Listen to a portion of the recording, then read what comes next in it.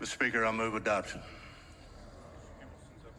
Mr. Campbell sent an amendment. The amendment is acceptable to the author. Is there objection to the opposite amendment? The chair has none. The amendment is adopted.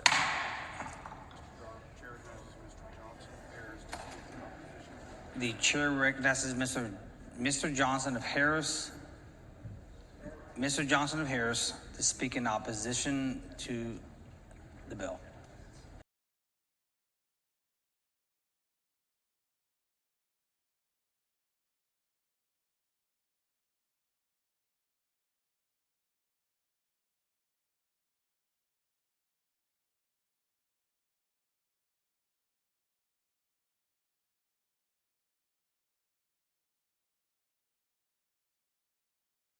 Well, in terms of calling witnesses or being able to speak for or against the motion, is there any specific rule or has the House adopted any specific rule that would set the ground rules for that particular proceeding?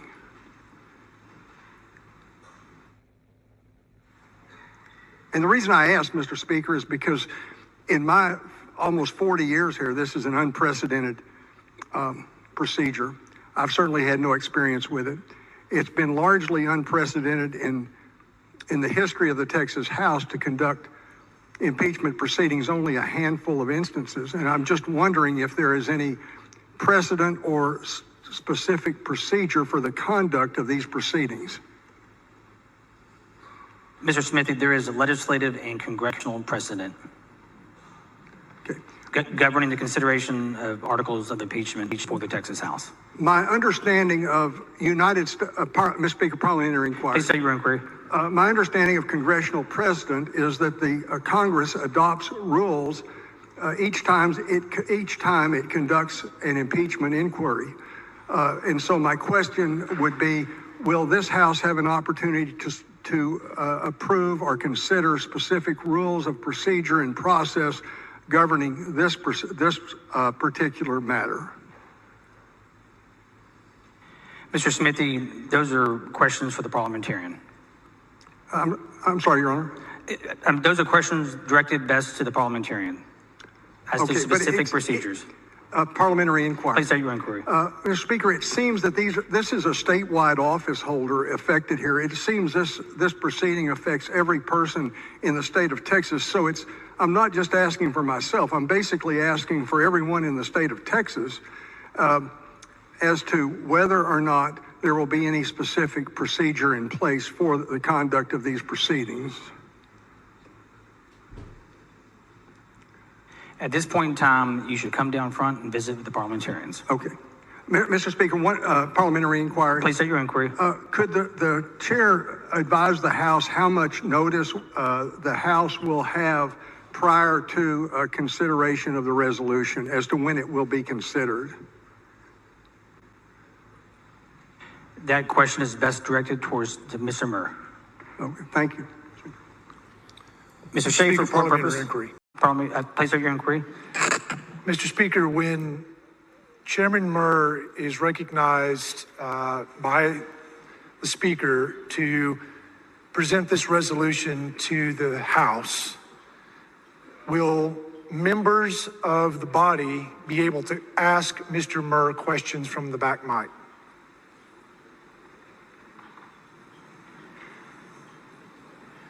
Again, as I stated to Mr. Smithy, if you have questions about the procedure, please come speak to the parliamentarians. Mr. Speaker, parliamentary inquiry. Please state your inquiry.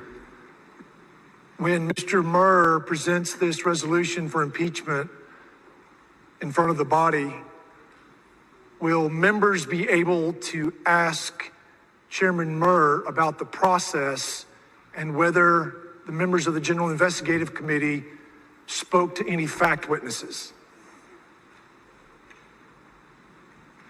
That question is best directed to Mr. Murr or the parliamentarians. So just to be clear, Mr. Speaker, you can't tell me whether we will be able to question Chairman Murr from the back mic That's a question I have to ask the parliamentarian. At this point in time, it's best to discuss this with Mr. Murr of the parliamentarians. Thank you, Mr. Speaker. It was filled with falsehoods and misrepresentations, and they have never reached out to our office to determine whether anything that was contained in that testimony yesterday was remotely true. The process here has been completely lacking. They deserve to hear, the people deserve to hear from this office in the context of this investigation. Furthermore, this is an illegal investigation. Any discussion of impeachment is completely foreclosed by Texas law.